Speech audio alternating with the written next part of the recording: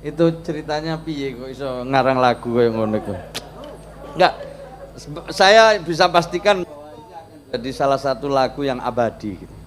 Yang sampai kapanpun lagu ini akan bisa dinikmati oleh siapapun dan semua umur.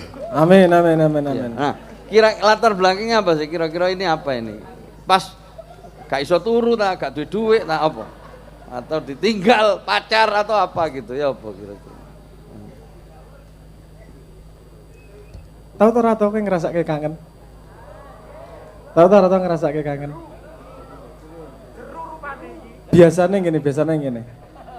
Selama hidup Anda pernah berapa kali merasakan kangen?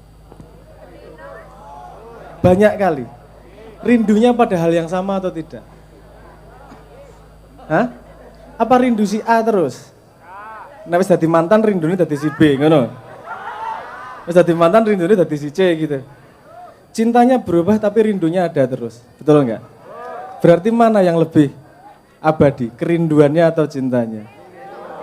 Nah, makanya saya selalu ngomong, bukan rindu yang datang dari cinta, tapi semua cinta yang kau alami sepanjang hidup itu datang dari kerinduan kepada Yang Maha. Itu kangen apa toh? Ada di dalam setiap hati manusia itu kekosongan. Dan mencoba sepanjang hidupnya mencari ngisi kekosongan tersebut. Nah, isek sunat ngene iki apa sebenarnya kalau ditanyain pengen minta apa? Sederhana, paling minta mainan, maksimal minta motor lah. Kowe saiki sunat yahin iki, minta hadiah apa? Mesti utekmu wis aneh-aneh.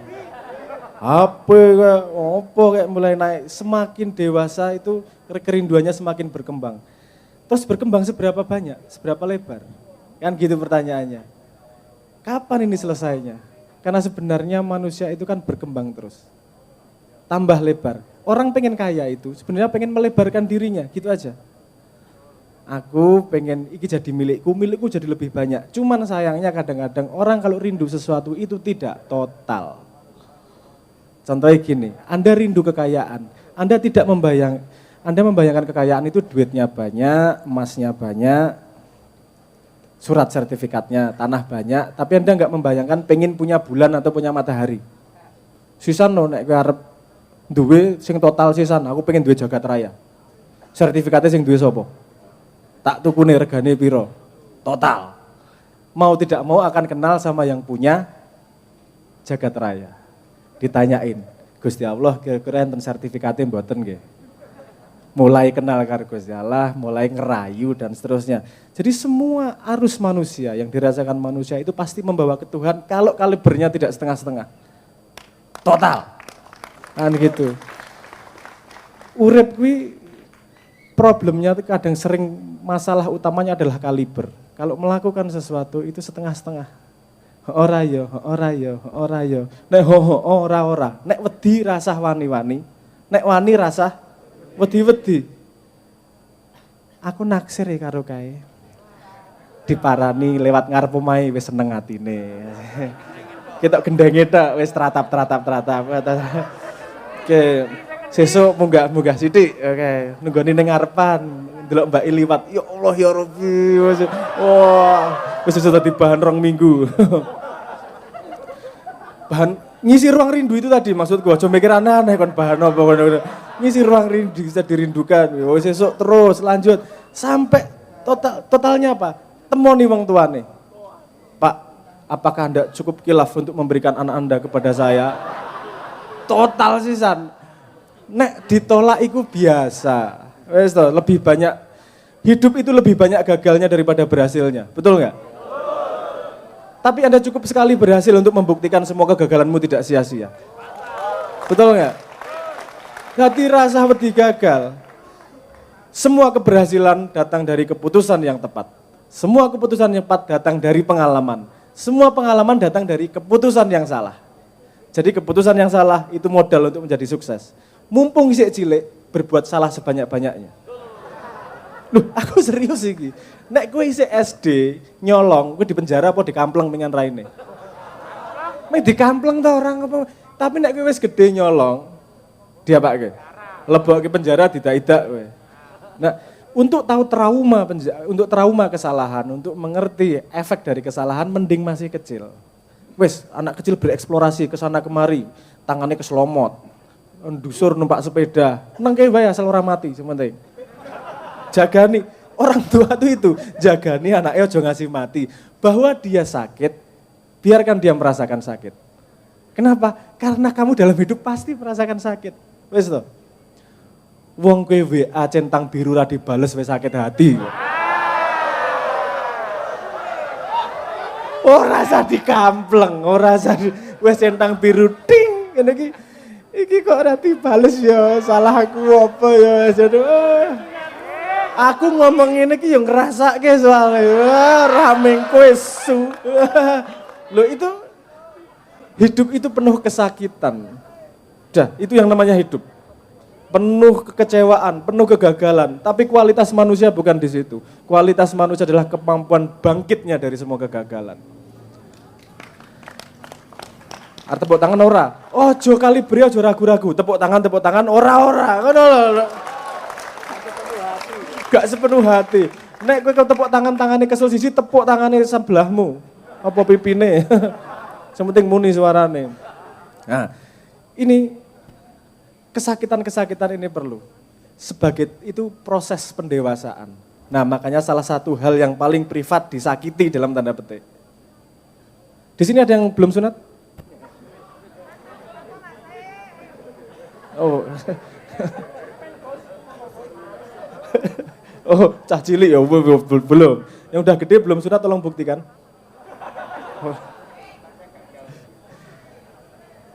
Anda coba ingat-ingat pengalaman ketika sunat, deg-degan ora?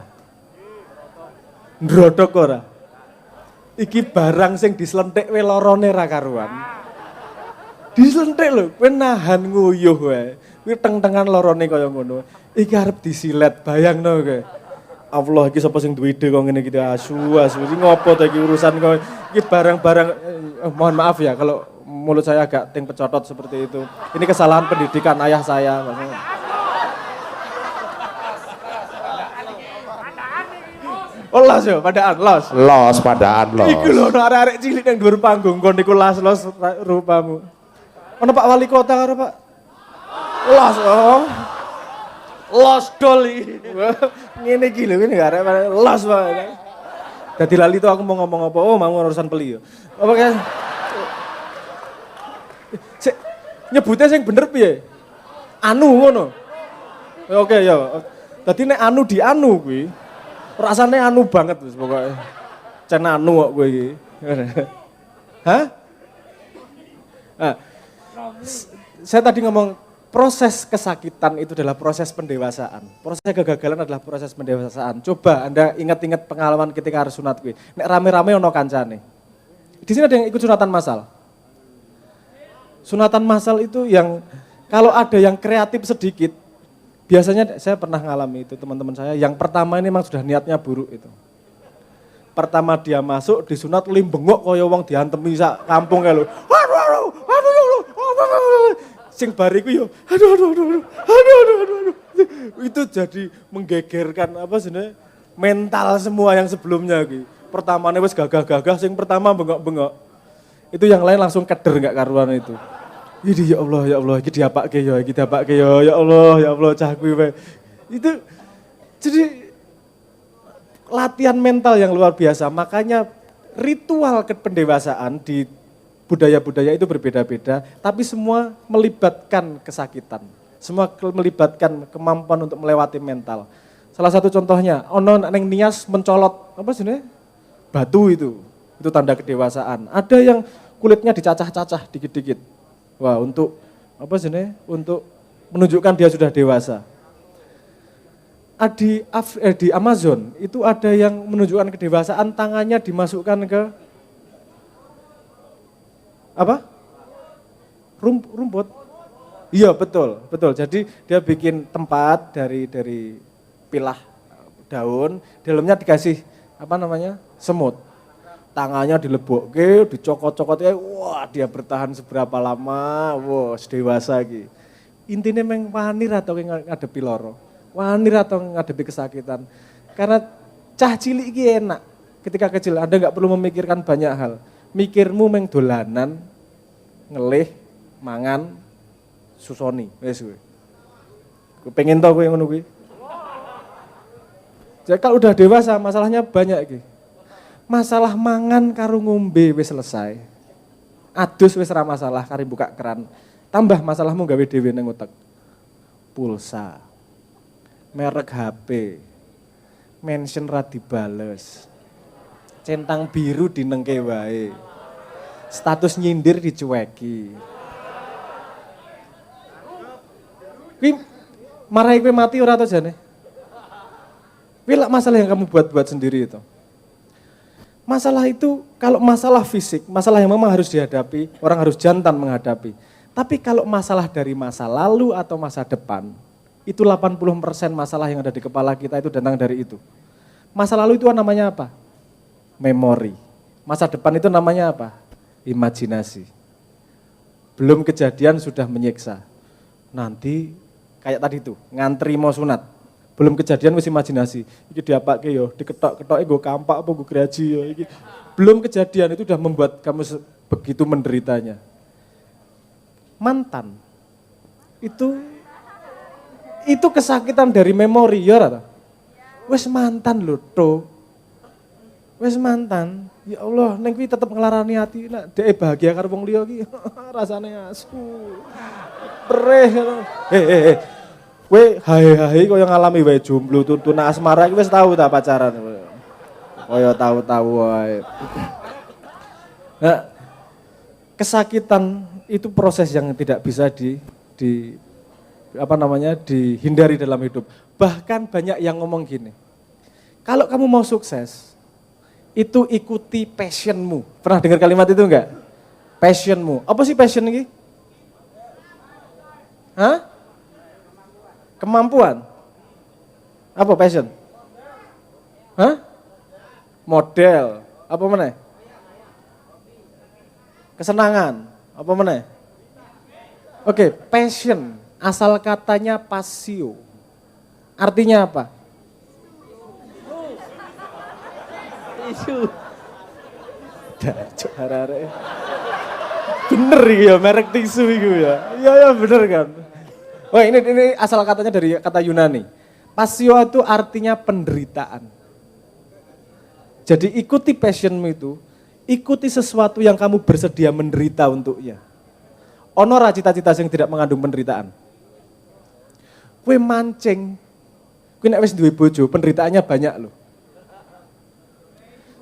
Resiko dipisui bojo. Nek ora entuk piye?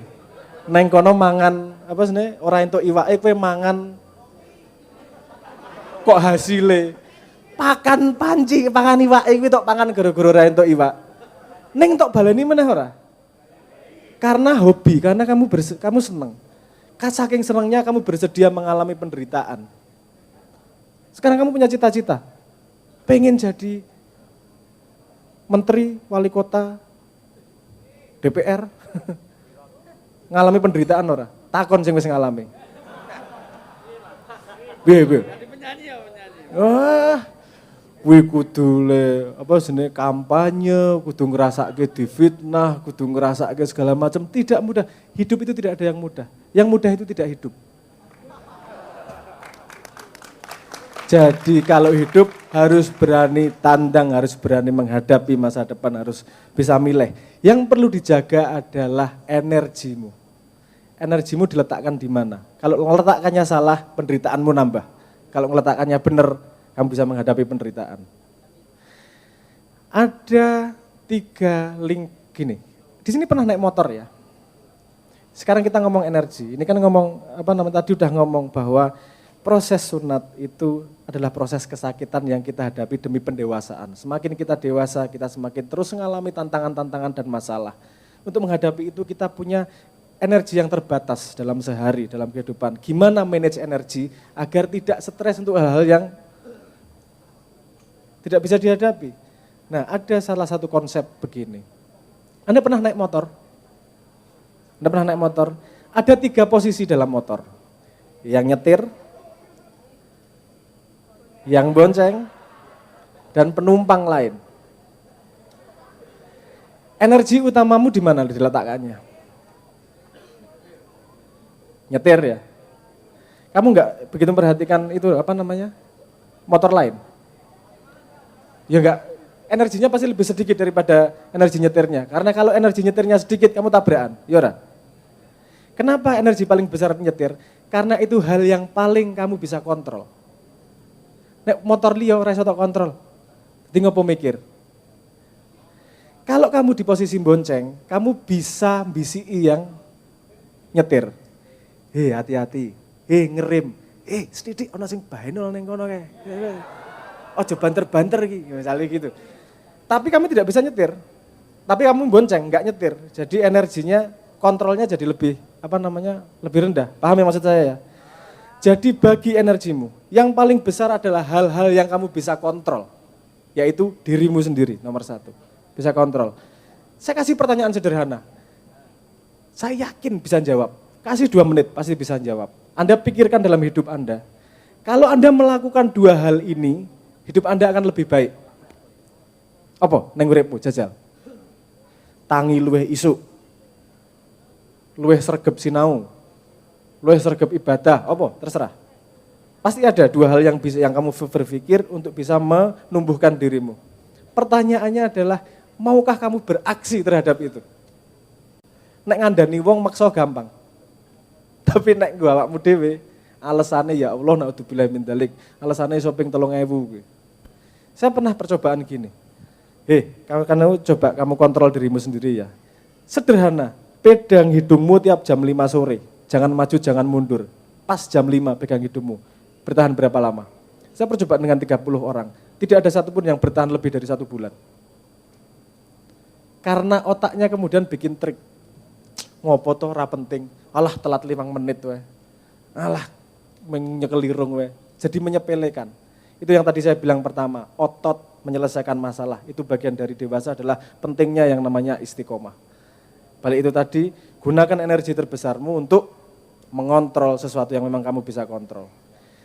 Nomor 2, baru sesuatu yang bisa kamu BCI. Misalnya kamu kenal Pak Bupati, BCI enggak masalah, tapi jangan bikin kamu stres, karena yang punya kontrol terhadap kabupaten adalah Pak Bupati. Paham ya? Ngasih masukan enggak masalah, jangan ikut stres. Terus sekarang DPR di keruwetan di dunia, perang Ukraina lawan Rusia. Enggak apa-apa tok pikir. Ning kuwi mikir ngasih jabeledeng iso merubah keadaan atau tidak kira-kira. Itu kan seperti motor lain. Betul enggak? Seperti motor lain ya. Jadi ya oke, diperhatikan aja, tapi jangan sampai bikin kamu stres. Nah, itu mungkin tips-tips sedikit bagaimana memanage energi. Karena ketika energimu bisa termanage, kamu akan tumbuh dengan baik. Kalaupun stres, misalnya, di sini banyak penderita tuna asmara. Oke ya, tolong angkat tangan yang penderita cacat tuna asmara. Sudah berapa lama berpengalaman menjadi jomblo? 2 tahun itu maksudnya kan 2 tahun ini jane kuwi ngapusi kuwi ya. 2 tahun aku menderita ora kuwi jane ya 12 tahun asline. Ada yang ngomong 2 tahun. Biasa dalam hidup menghadapi masalah. Jomblo ki engko mesti ono beres engko pada saatnya. Jodoh itu di tangan Tuhan. Anda berani merebut dari Tuhan? Di tangan Tuhan loh jodoh. Kamu berani tak rebute Gusti, ora wani to? Ya wis berarti jadikan versi terbaik dari dirimu sendiri. Kenapa? Karena pasangan yang pantas untuk dirimu sedang dipersiapkan sama Tuhan. Ngono ku nek kowe wis pantes dikekke ning kowe nyoh. Ning wong tuane piye, mertuane piye? Tak tutupi matane, tenang ae jare Gusti Allah. Gelem-gelem karo kowe wis tenang ae. Kalau kamu menyiapkan dirimu menjadi berkualitas, kamu akan dipasangkan pada pasangan yang berkualitas ya. Bar kuwi urusane ora mung rabi, bar kuwi wani ra tanggung jawab. Kuwi rabi ki rumangsamu golek penak, golek masalah iku. Lho, kudu nguripi. Kowe ngelirik sithik dikampleng. Kowe ora tau ngrasake ditakoni bojomu. Pak, aku lemu apa ora? Mati kowe jawab piye kowe? Piye kowe jawab? Arep jujur apa ngapusi? Enggak, Dek, bohong. Suami kok bohong. Aduh. Lemu. Karo bojone dhewe kok ngelemok-ngelemokke. Saya lama itu memikirkan jawabannya itu gimana. Dan saya menemukan jawabannya. Saya pernah ditanyain istri saya gemuk enggak? Gitu. Kamu kokoh.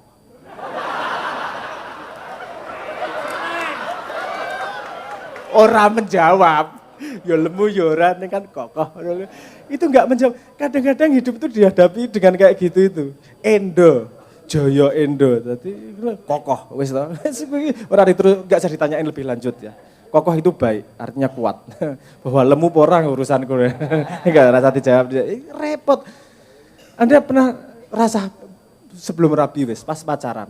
Yang pernah merasakan pacaran. Dek mau makan kemana? Terserah. Asu lho kuwi. Seolah-olah terserah, nek rapas ngamuk mesti merengut. Ya ora?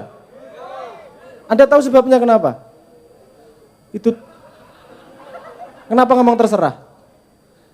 Karena dulu wanita pertama pernah memilih makanan dan membuat suami istri itu ditendang dari surga. Namanya Adam tanya, Dek makan apa? Buah itu aja. Nggih saya ambilkan. Dimakanlah buah kuldi itu. Mereka turun dari penjara. Makanya sekarang wanita kalau ditanyain, makan apa Dek? Terserah daripada masuk neraka. itu apa namanya, ketakutan turunan itu. Oke. Saya sudah ngomong banyak tentang pendewasaan, tentang ini tentang pentingnya menjaga energi, tentang pentingnya menjadi. Salah satu ciri dari dewasa itu adalah kemampuan untuk ukhuwah itu. Karena untuk menjadi masyarakat bersama itu ada 2 syarat. Untuk menjadi masyarakat bersama ini. Syarat pertama, faktanya dulu, belum syarat. Faktanya kita semua ini berbeda, betul enggak? Tapi kalau kita semua berbeda, kita enggak bisa ngobrol satu sama lain. Kalau kita semua sama, kita enggak perlu ngobrol satu sama lain, betul enggak? Jadi untuk terjadinya masyarakat itu harus ada faktor yang sama di antara kita, tapi juga ada faktor yang berbeda untuk memperkaya. Faktor yang sama itu biasanya di kultur. Dari nenek moyang kita nempel di kultur. Kalau ada tangannya gini, Anda langsung gini, betul enggak? Itu sama-sama kita pahami sebagai sebuah makna. Ketika saya ngomong tangan saya gini, guyu toh. Itu khusus di sini. Kalau di barat gini ini artinya guyon. Tak ambil hidungmu ye, tak kembalikan, itu gue guyonan.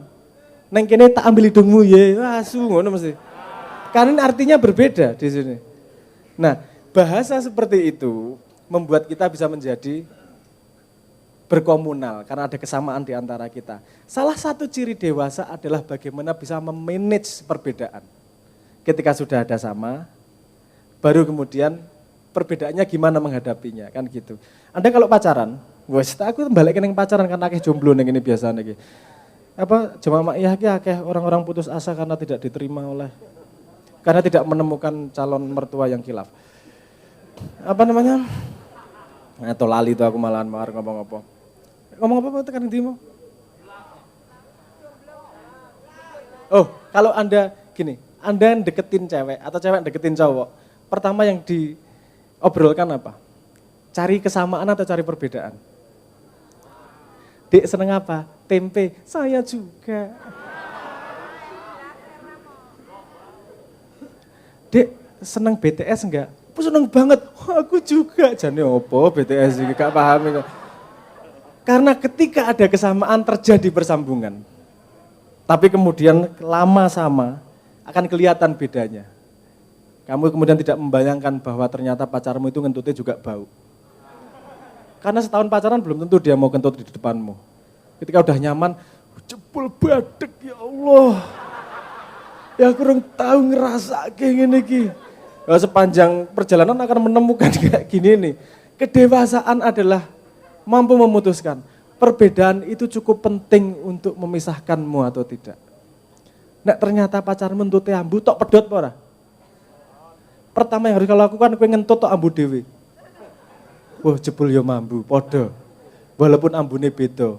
Ngene dhek luwih mambu kaya telo, ngono aku luwih kaya